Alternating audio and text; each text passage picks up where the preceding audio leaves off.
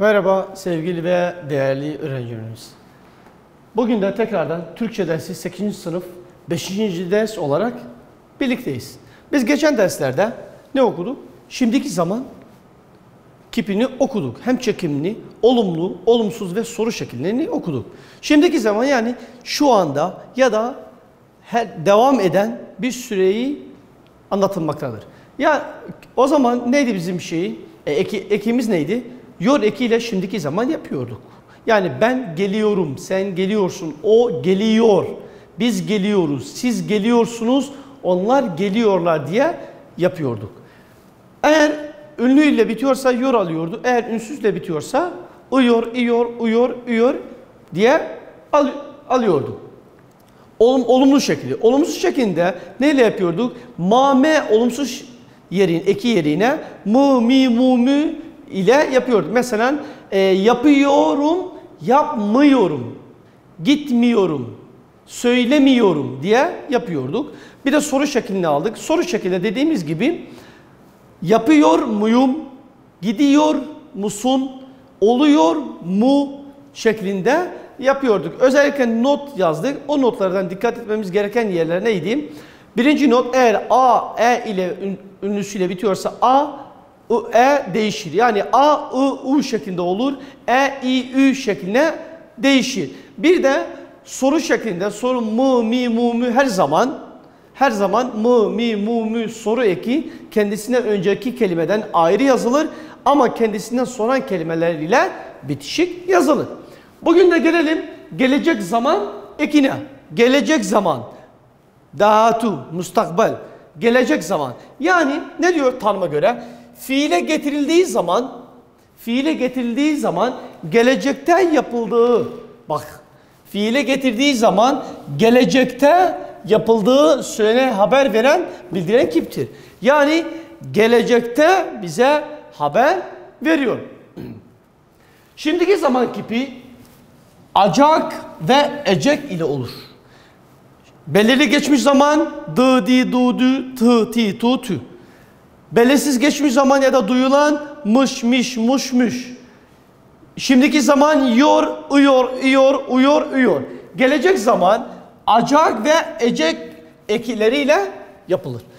Burada iki tane notumuz var. Şuraya dikkat edin. Şu iki tane nota çok dikkat edin arkadaşlar gelecek zamanda. Gelecek zaman tekil birinci kişi gelecek zaman ne diyor burada? Tekil birinci kişi. Bak tekil birinci kişi ve çoğul birinci kişi çekiminde K, G'ye dönüşür. Yani bütün K'ler ne olur? R'ye dönüşür. Yumuşak G'ye dönüşür. Bunu şimdi uygulayacağız, göreceğiz. İkinci önemli not nedir? Ünlü ile biten bir kelime. Neyle bitmiş? Ünlü ile. Ünlü ile biten bir kelime. Varsa gelecek zaman ekini eklersek araya ne girer? Y. Bak ne diyor? Ünlü ile biten bir kelime varsa, ünlü ile bitmiş. Gelecek zaman ekini eklediğimiz zaman çünkü niye? Mesela başla. Bu ünlü. Bizde ne var? Acak, ecek. İkisi de ünlüyle başlıyor. O zaman ne olur? Araya bir yardımcı başlayacak şeklinde bu yardımcı ünsüzü ekleriz. Bu iki önemli nota gelecek zaman ekinde bilelim. Kural var. Kural ne diyor? Fiil kökü artı zaman eki artı şahs eki. Fiil kökü ne diyorduk? Fiil kökü mesela kutlamak yapalım. Kutlamak. Kutlamak fiilini, çekimini yaptığımız zaman ne yapıyorduk? Mak meki kaldırıyorduk. Yani şurada ne yazıyorduk? Arkadaşlar bir bakalım. Hemen fiil kökü kutla. Tamam. Zaman eki acak ecek. Kutla neyle bitmiş? A. Acak eklediğimiz zaman ne olur? Araya bu ünlü, iki ünlü yan yana gelmez. Araya bir Y yardımcı ünsüz araya girer. Bu birinci şeklinde. Ne diyorduk? Eğer Ne tekil birinci kişi ve çoğullarda çekimde K, G dönüşü. Yapacak şu şekilde olmaz. Ben olmaz. Yani çünkü niye? Ünlü harf sert ünsüzlüğe geldiği zaman bu ünlüler ne olur? Düşer. O yumuşak G olur. Bak kutlayacağım. Sadece yumuşak G ne zaman olur? Tekil birinci kişi ve çoğul birinci kişide. Kutlayacağım. İkinciyi yapalım. Kutla. Şu şekilde ya yardımcı ses acak. Bak burada sen kutlayacaksın. Değiştirmedik. Niye? Çünkü ünsüz, ünlü geliyor, sert ünsüzler geldiği zaman o zaman bu yumuşak G olur. Ama burada olmaz. Sadece gelecek zamanda sadece ve sadece tekil birinci kişi ve çoğul birinci kişi de K yumuşak G'ye dönüşür. Diğerini yapalım. Tekil üçüncü kişi o kutla yardımcı kutla acak kutla yani o kutlayacak. Gelelim çoğul birinci kişi dediğimiz gibi bak tekil birinci kişi ve çoğul ikinci kişi de K ne olur? Yumuşak G olur. Yapalım. Fiil kökü kutla. Kutla ne olur? Araya Y yardımcı ses. Kutla acak. Bu da zaman eki. Biz kutlayacağız. Bu ne olur? Bu K kalmaz. Yumuşak G olur. Yani kutlayacağız şeklinde olur. Çoğul ikinci kişi kutla. Siz yardımcı ses acak. Siz kutlayacaksınız. Siz kutlayacaksınız. Çoğul üçüncü kişi kutla. Y yardımcı ünsüz. Acak. Onlar kutlayacaklar şeklinde olur. Bakın arkadaşlar. Bir ilk noktamızda ne dedik? Gelecek zaman tekil birinci kişi ve çoğul birinci kişi çekiminde K yumuşak G'ye dönüşür. Bak şurada, şurada ve şurada. K ne olur? Yumuşak G olur. Diğerinde de eğer ünlüyle biten bir kelimemiz varsa acak ekini, gelecek zaman ekini eklediğimiz zaman araya Y yardımcı ses girer. Bir örnek verelim mesela. Yapmak. Fiil kökü makmek kaldır. Yap. Ünlüyle bitmiş. Hayır. Yapacak. Bak değiştirmedik bunu. Y koymadık. Niye? Çünkü bu ünsüz, bu ünlü. Ama iki tane ünlü yan yana geldiği zaman araya Y yardımcı ses girer. Bu şekilde gelecek zaman olumlu şeklini anlattık. Gelelim gelecek zaman olumsuz şekline. Gelecek zaman olumsuz şekli. Nefi. Kural. Ne diyor? Fiil kökü. Olumsuzluk eki neyle yapıyorduk? Me. Zaman eki acak, ecek. Kişi eki ben, sen, o, biz, siz onların eklerini yapacak. Çekim şekli. Gezmek fiilini alırsak, gezmek fiilini olumsuz yapalım. Mesela fiil kökü gez. Olumsuzluk eki ne alır burada? Gezme. Olumsuz. Zaman eki gezme ne alır burada? Ecek alır. Doğru mu? Tamam. İki ünlü yan yana geldiği zaman biz ne yapıyorduk? Araya bir Y yardımcı ses giriyordu. Gezmeyeceğim. O zaman bu da ünlü. İkinci not. Tekil birinci kişi ve çoğul birinci kişide. K ne oluyordu? Yumuşak G. Gezmeyeceğim. Gezmeyeceğim. Bak. Gez fiil kökü. Olumsuzluk eki mame. Acak ecek alır. Acak burada ünlüyle, bu da ünlü. İki ünlü yan yana gelmez. İki ünlü her zaman yan yana geldiği zaman Y yardımcı ses girer. Tekil birinci kişilerde notta belirttiğimiz gibi K ne olur? Tekil birinci kişi ve çoğul birinci kişi de K yumuşak G olarak devam eder. İkinciyi yapalım. Gez me yecek, gezmeyecek kimsin? Sen gezmeyeceksin. Tekil üçüncü kişi gez me gezme yiyecek kim? O gezmeyecek. Şurada hiçbir kişi eki almaz. Her zaman olduğu gibi. Çoğul birinci kişi gez aynı şekilde me ye ce ke ne olur dediğimiz gibi ke yumuşak g olur. Gezmeyeceğiz. Bak biz ve ben. Biz ve bende yumuşak g'ler ne olur? Değişir. Diğerini yapalım. Siz gez me yiyeceksiniz. Siz gezmeyeceksiniz. Çoğul üçüncü kişiyi yapalım. Aynı fiil kökü gez. Olumsuzluk eki me. Zaman eki ecek alır. Dediğimiz gibi iki ünlü yan yana gelmez. Araya ye girer. Onlar gezmeyecekler. Bu da onlar şeklinde, yani gezmeyecekler. Yani bu olumlu şekli, bu da olumsuz şeklini anlattık. Önemli olan burada gelecek zaman, bakın dikkat edin.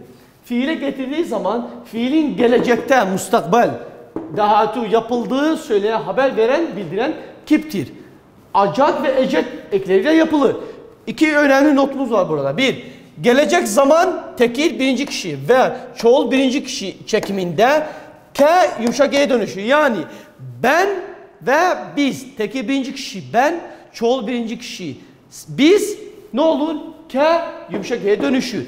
İki, ünlü ile biten bir kelime varsa gelecek zaman ekini eklersek araya ye yardımcı ünsüz şu şekilde ünsüz koyarak yapılır. Yani iki ünlü yan yana eğer geliyorsa biz ye koyarız. Eğer de gelmiyorsa normal şekilde eki ekleyip devam ederiz. Bu olumlu ve olumsuz şeklini şöyle anlattık.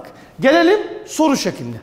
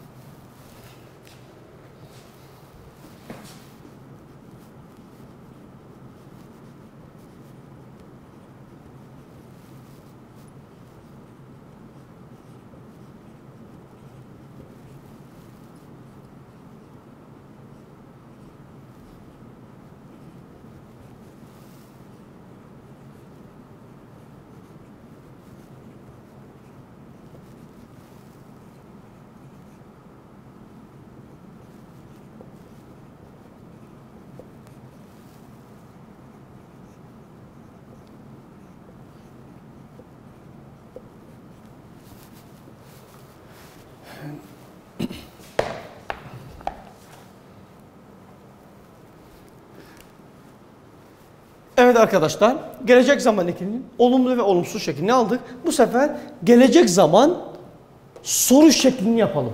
Soru şeklini yapalım. Kural ne diyor bizde? Kural fiil kökü artı zaman eki acak, ecek.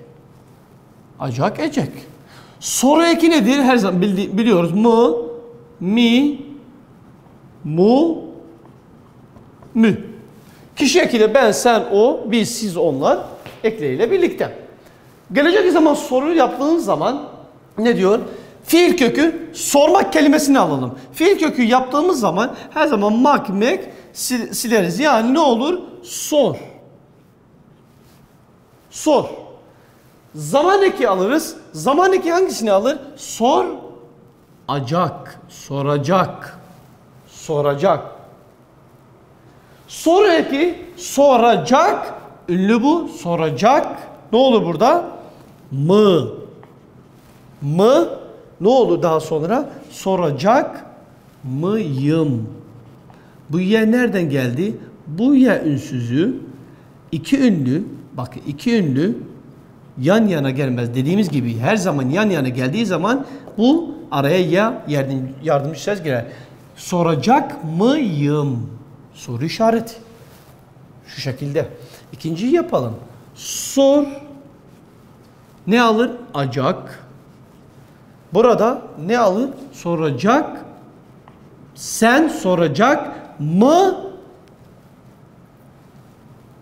Sın. Soracak mısın? Sen soracak mısın? Üçüncü kişi, tekil üçüncü kişi. Sor. Acak mı? Soracak mı? Bak ben soracak mıyım? Sen soracak mısın? O soracak mı? Kuralı bildiğimiz zaman diğerleri kolay. Çoğul birinci kişi sormak fiil kökü sor. Gelecek zaman eki acak. Çünkü kalın olduğu için. Soru eki ne alır burada? Soracak mı? Biz soracak mı? Ne olur? Yız. Iz alır. İki ünlü yan yana geldiği için ne olur? Araya ya yardımcı ses girer. Çoğul ikinci kişi yapalım. Sor. Soracak. Siz soracak mı? Soru eki. Soracak mısınız? Onlar soracak. Ne olur burada? Lar daha sonra soru eki mı? Soracaklar mı? Dediğimiz gibi aynı notu tekrar yazalım burada. Not. Şöyle olumsuz şekli. Dediğimiz gibi her zaman soru eki kendisinden önce gelen kelimeden ya da sözcükten ayrı yazılır. Ama kendisinden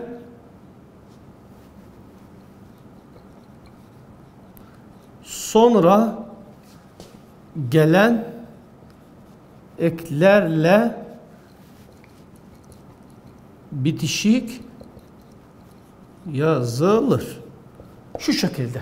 Yani kendisinden önce gelen kelimeden ayrı yazılır. Kendisinden sonra eklerden bitişik diye yazılır. Böylelikle gelecek zaman ekinin hem olumlu, olumsuz ve soru şeklini aldık. Gelecek derste birlikte olma dileğiyle.